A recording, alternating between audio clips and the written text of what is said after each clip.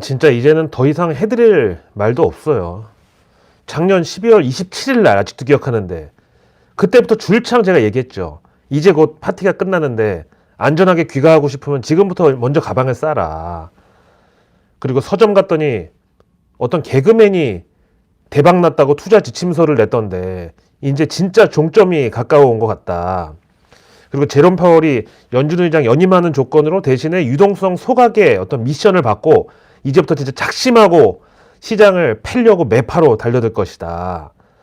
그 제롬 파월이요. 비둘기파라고 무조건 친시장적인 인물이라고들 알고 있는데 이 사람이 트럼프 대통령 당시에 트럼프가 금리 오르면 너 자른다고 경고했는데도 그것도 무시하고 금리 인상 밀어붙였던 사람이에요. 그리고 바이든이 인플레이션에 대해서 굉장히 신경질적인 반응을 보였고 그 질문한 기자한테 욕을 했다. 이거야말로 진짜 어디서 뭔가 지령이 떨어진 게 아니냐.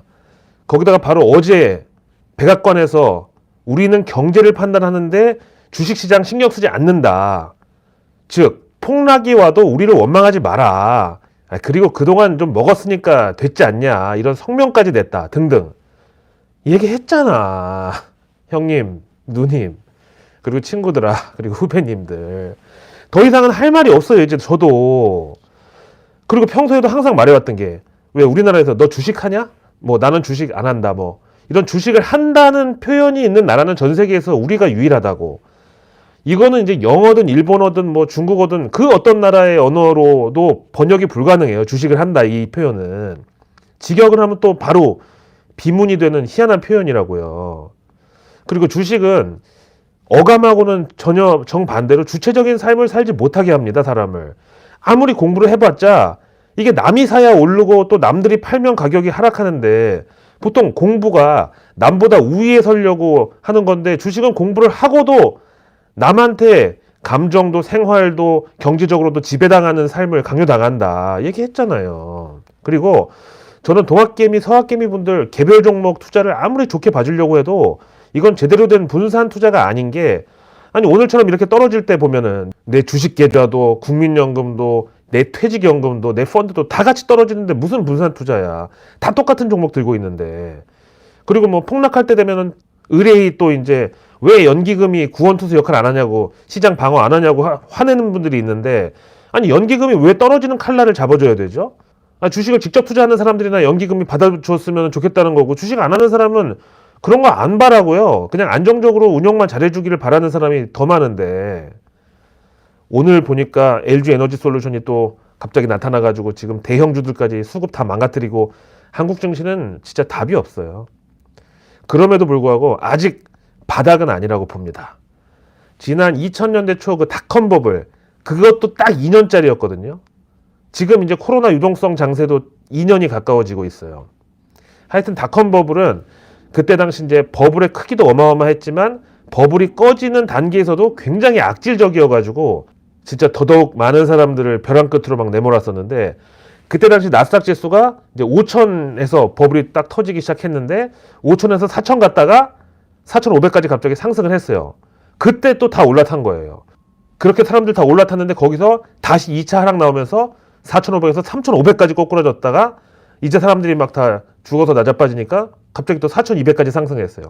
그래서 이게 진짜 조정 끝났다고 다 또 그때 달려들었죠. 있는 돈 없는 돈 막 끌어당겨가지고 이런 식으로 저점을 계속 낮추면서 시중 자금들이 점점 들어가서 다 물리고 그러면서 기업은 그 과정에서 막 상폐에 부도에 막 시중 자금들 다 끌어안고 진짜 논개처럼 노주 다이브를 해버렸는데 그러니까 이제 새로운 자금이 유입이 안 되고 거의 80%까지 떨어지고 나니까 그때서야 겨우 반등이 나왔던 게 바로 닷컴 버블 붕괴 그때 당시에 이제 나스닥 지수의 바닥이었었다는 거죠. 지금도 이제 이게 스타트일 수도 있고 위에 자금이 이제 어마무시하게 물려가지고 지금 새로 들어와도 그냥 그거에다가 다 매물 내던지고 튈 생각만 하고 있는데 어떻게 제대로 된 반등이 나오겠어요. 아무튼 우리 구독자분들도 하루빨리 이제 주식 중독에서 벗어나가지고 좀 내 도파민을 좀 자제시키시고 새 삶을 사셨으면 좋겠습니다. 제 주변에도 진짜 중독자가 있는데 얘는 하루 24시간 중에 23시간을 주식 어플이나 뭐 HTS나 하여튼 뭐든지 하여튼 호가창만 들여다보고 있어요. 23시간이 어떻게 가능하냐고요? 아침 8시 반부터 9시까지 장전 동시호가, 9시부터 3시 반까지 우리나라 한국장 개장, 그리고 4시부터 5시까지 시간 외 거래 보고, 그 다음에 오후 5시에서 저녁 10시 반까지 미국 증시 프리마켓, 그 다음에 밤 10시 반부터 다음날 새벽 5시 반까지 미국 시장 개장, 그리고 새벽 5시 반에서 7시 반까지 미국장 애프터장, 여기까지 보고 그 다음 7시 반부터 우리 동시호가 시작하는 8시 반까지 1시간 동안 이제 밥 먹고 눈 좀 붙이고 쉽니다. 그러면서 정작 포트폴리오에 종목 선택해 놓은 거 보면은 지난번에 오징어 게임 히트 치는 거 보고 넷플릭스 들어갔다가 지금 반토막 났고, 또 작년에 시진핑 한국 방문한다고 방한한다는 소문 듣고 아모레 퍼시픽 샀다가 지금 개판이고, 그리고 또 언론 인터뷰에 LG 생활건강 CEO 나와가지고 2004년부터 17년째 사장 자리 연임하고 있는데 이 기간 동안 단 한 번도 실적이 감소한 적이 없었다고, 계속 매출은 성장만 해왔다, 역성장 한 번도 없었다고, 이 말 듣고 LG 생활건강 160만 원에 풀 매수했고, 또 작년에 그 대형 채널에서 메타버스 특집 하는 거 보고 자이언트 스텝 샀고, 최근에는 또 미술품이 인플레이션의 해지 수단이라는 말 어디서 듣고 와가지고 서울 옥션 들어가려고 했는데 너무 많이 올랐다고 이제 K 옥션 상장하는 날 들어갔는데 지금 일주일도 안 돼서 마이너스 30%고, 뭐 이런 식입니다. 그런가 하면 지금 월가에서는 흉흉한 소문이 돌고 있습니다. 미국 단기 국채금리는 이게 허무맹랑한 SF 소설이 아닐 수도 있어, 약간 이런 식으로 옆에서 막 장단 맞추면서 연일 금리가 급등하고 이런 식으로 동조하고 있는데, 엊그제 왜 말씀드렸잖아요. 골드만삭스의 올해 연준 금리 인상 전망이 지금 월가에서 가장 스탠다드로 받아들여지고 있는데, 그 시나리오가 뭐냐면은 연준이 올해 3, 6, 9, 12월 이렇게 4번 금리를 올리고 보유자산 매각을 통한 긴축을 올해 7월부터 시작한다는 거. 요게 이제 현재 월가의 스탠다드 시나리오라고 했는데, 근데 오늘 갑자기 노무라 증권에서 간밤에 그 FOMC 성명서하고 파월 연준 의장 기자회견 보고 우리가 크게 깨달은 바가 있다 이러면서 보고서를 냈는데, 이게 지금 골드만삭스 시나리오를 제쳐버리고 거의 대세로 등극을 하고 있습니다. 내용이 대체 뭐길래 이러냐. 제롬 파월의 여러 발언들과 FOMC 기자회견 분위기를 우리가 종합해 봤을 때 다음 3월 FOMC에서 한 방에 기준금리를 0.5% 인상할 가능성을 무시할 수가 없겠다. 그리고 그 후에도 연준이 5월, 6월, 7월, 12월 이렇게 매월 3개월 동안을 그냥 스트레이트로 금리 인상을 하고 12월에 한 번 더 올리고, 그래서 올해 3월 포함해서 5방을 금리 인상 가고 3월에는 0.5%포인트, 그리고 나머지 5, 6, 7, 12월에 0.25%포인트씩 금리 인상을 밀어붙일 걸로 관측한다. 그럼 지금 사실상 제로금리인 미국의 기준금리가 연말에 1.75%까지 갈 수 있다는 뜻인데, 근데 문제는 이 노무라 증권이 리서치의 명가 가운데 하나거든요. 또 거기다가 상당히 또 보수적인 뷰를 항상 가지고 있는 것으로 유명한데, 거기서 지금 이런 시나리오를 냈단 말이에요. 그래서 더 지금 시장에 일종의 각성 효과 같은 게 막 크게 일고 있는데, 우리가 이 노무라 증권을 그냥 일본 로컬 증권사로 생각하면 안 되는 게, 여기가 1906년도에 처음 리서치를 시작했어요. 우리 갑오경장 끝나고 얼마 안 돼가지고, 갑오경장 전까지만 해도 그 조선 사람 10명 중에 9명이 성이 없는 그냥 상민이었잖아요. 그러니까 저도 사실 우리 집안 족보를 제대로 본 적이 없는데, 어쨌든 간에 그때 우리는 그러고 있을 때 이제 막 족보 사들여가지고 막 성씨 막 아무거나 하나 피킹하고 있을 때, 그 1906년도에 처음 리서치를 시작한 것이 노무라 증권이고 100년도 넘었잖아요. 그 다음에 미국에서 연준이 공식 지정하는 월가 프라이머리 딜러라는 게 있어요. 이 프라이머리 딜러는 연준하고 미 국채나 팁스, 그러니까 물가 연동체죠, 이런 국공채를 공식 거래하는 그런 파트너의 지위인데, 노무라 증권 이 월가 프라이머리 딜러예요. 그리고 지난 금융위기 때 리만 브라더스 그 유럽 투자은행 디비전을 여기서 또 인수해가지고 화제가 됐거든요.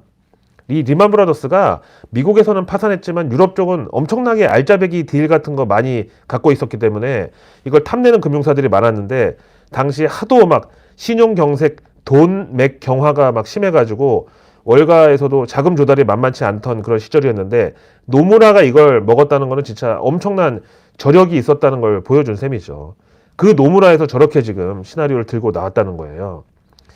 자, 이제 내일은 이번 주 마지막 거래일이자 1월의 마지막 거래일입니다. 설 연휴 앞두고 마지막 또 까만 날이기도 하고, 그런 1월 28일 금요일 내일 뉴스를 미리 또 보겠는데요.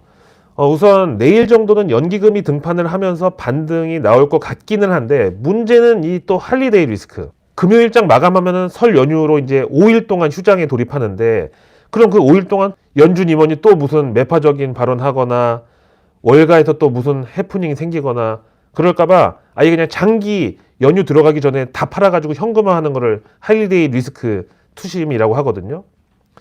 근데 진짜 여기서 최악의 케이스는, 만약에 미국이 우리 설 연휴 기간에 급반등하면서 계속 강세 보이다가 우리 연휴 끝나고 딱 개장할 때 맞춰서 딱 조정받으면, 이게 거의 최악의 케이스죠. 자, 금요일 내일 정부 일정은, 오늘 참 금융위원회가 올해 상반기 중에 공매도를 전면 재개하는 것을 검토하고 있다는 소식이 또 들려왔는데, 아니 현재 국내 주식시장 여건이 지금 이 모양인데 그것도 또 금융위에서 언급을 하긴 했어요. 국내 증시 상황이 좋지는 않지만 주요 선진국들 가운데서 공매도를 제한하고 있는 나라는 한국뿐이다라고 구실을 댔는데, 아니 뭐 선진국의 기준이 여러 가지가 있겠지만 증시 관련된 사안을 결정하는 데 있어서는 증시 기준을 잣대로 판단을 해야지. 아니 전 세계 모든 IB들이 한국을 이머징 마켓 EM으로 그룹핑해놓고 분류하는데, 왜 우리 정부에서만 한국을 또 증시 분류로 선진국이라고 이렇게 분류를 하면서 또 달려드는 건지. 어쨌든 내일 김부겸 국무총리가 코로나19 중대본 회의를 아침 일찍 내일 주재합니다. 이제 설 연휴 앞두고 방역 대책에 뭐 만전을 기하라고 하면서 이제는 부모님 설 선물로 진단 키트, 이게 들어갈 수도 있어요. 그런데 항상 명절 전통 수혜주는 부모님들하고 이제 또 코로나 때문에 만나기 힘드니까 좀 죄송한 마음에 왜 선물이나 용돈도 평소보다 조금 더 드리고 싶잖아요. 얼굴도 못 보는데. 그럴 때 계속 수혜를 받아왔던 게 임플란트. 이것도 오스템 생각나가지고. 그 다음에 보톡스 필러 이거 만드는 회사. 그리고 건강기능식품 당연히 들어갔고. 근데 올해는 여기 진단키트가 들어갈 가능성이 있다. 자, 내일부터는 아파트에 전기차 충전기 설치를 의무화하는 정책이 정부로부터 시행됩니다. 바로 내일 1월 28일 금요일부터 새 아파트는 총 주차 면수의 5%, 그리고 이미 지어진 아파트는 2% 이상 전기차 충전기를 의무적으로 설치해야 합니다. 재건축 예정 시설이나 관할 기초자치단체장이 충전시설을 설치하는 것이 곤란하다고 인정을 할 경우에 한해서는 예외 규정을 뒀는데, 기축시설에 대해서는 충전기 설치를 위한 준비기간을 충분히 확보하도록 유예기간도 역시 주어질 예정입니다. 또한 아파트에 설치된 충전시설 수량이 입주자 등의 전기차 대수를 초과하면은 초과 수량의 범위에서 내연기관 차량이 주차하더라도 과태료는 부과하지 않는다고 전해지고 있습니다. 내일 우리 경제지표는 12월 및 2021년 연간 산업활동 동향이 공개되고요. 분명히 이제 반도체 수출 뭐 이런 쪽 늘었다고 나오겠고, 그 다음에 리오프닝에 정말 목말라 있는 업종이죠. 12월에 관광 통계가 내일 발표됩니다. 그리고 12월 금융기관 가중평균 금리. 요즘에 예금 금리로 대출 금리로 가파르게 오르고 있는데 이거 지금 진짜 문제가 큽니다. 미국이 연말까지 1.75% 기준금리 올리면 우리나라 최소 2.5에서 3% 직전까지 금리 올려야 될 수도 있어요. 그럼 미국에서는 내일 12월에 개인소득, 개인소비 지출 나오는데 여기서 또 PCE, 인플레이션 데이터가 나오거든요. 또 몇십 년 만에 최고치 이렇게 나온다면 3월 FOMC에서 진짜로 금리 인상을 한 방에 0.5%포인트, 그러니까 평소 0.25% 하는 거에 2배로 투 스텝을 한 방에 내디딜 수 있다는 우려가 또 자극될 수 있습니다. 그리고 내일 미국의 1월 미시간대 소비심리 평가지수가 역시 공개되고, 그 다음에 요즘 유가가 막 천정부지로 치솟고 있는데 주간 원유 채굴 장비 수도 비록 데일 위클리로 흔한 지표이긴 하지만 지금 시기적으로 중요하다. 다음, 내일도 이제 국내외에서 실적 발표 대기하고 있는 기업들이 많은데, 이것도 실적 나오기도 전부터 괜히 제가 또 김 빼는 것 같아가지고 죄송하긴 한데, 그 앙드레 코스톨란이 아시죠? 실적과 주가를 산책 나간 주인하고 강아지로 비유한 것으로 이제 유명하잖아요. 항상 동행을 한다. 다만 그 강아지가 주인을 앞서거니 뒤서거니 할 수는 있겠지만 결국은 동행 추세다. 이게 이제 주인이 기업 실적이고 강아지는 주가, 이제 이렇게 비유한 건데, 그 앙드레 코스톨라니가 또 이런 말도 했거든요. 호재와 훌륭한 실적에도 불구하고 주가가 상승을 하지 않는다면 바로 그 지점이 상승장의 끝이다. 뭐 삼성전자 얘기하는 것도 아니고. 자, 내일 SK하이닉스 실적 발표 예정이고요. 현대오토에버, 삼성카드, LS일렉트릭, 포스코, SK이노베이션, LG U+까지 이어서 실적 공개 예정입니다. 미국에서는 정유사 대장주이자 우리 S-오일에 비견되는 쉐브론이 실적 발표했고, 그 다음에 우리 포스코의 역시 매칭 종목인 US 스틸, 그리고 우리 두산 밥캣의 역시 매칭 종목인 캐터필러 실적 발표가 있습니다. 그리고 주말 일정도 보겠는데요. 1월 29일 토요일 날 제주항공이 인천 방콕 노선을 운항 재개할 예정이고요. 그 다음에 일요일 1월 30일은 중국의 1월 차이신 제조업 PMI 나오고, 이 제조업 PMI에도 프라이스, 그 가격, 물가 이 항목이 있는데 이거 이제 주의해서 봐야 되겠고요. 그 다음에 일요일 날 아시아나 항공이 괌 운항 노선을 재개할 예정에 있습니다. 이렇게 험난한 장세에 그래도 우리가 같이 의견을 공유하고 또 댓글로 소통할 수 있어서 정말 다행이라고 생각하고, 저는 어디 가지 않습니다. 여러분들이 어려울 때 더 가까이 곁에 있고 더 긴밀하게 여러분들과 교류할 예정입니다. 힘내시고요. 보통 장사치들은 장사 잘 될 때 친한 척하고 이럴 때는 모습을 숨기잖아요. 저는 그렇지 않습니다. 정보 민주화도 역시 언젠가 우리가 전 세계 1% 정보 취급자들과 동등한 위치에서 금융시장에 참여할 수 있을 때까지 계속하겠습니다. 고맙습니다.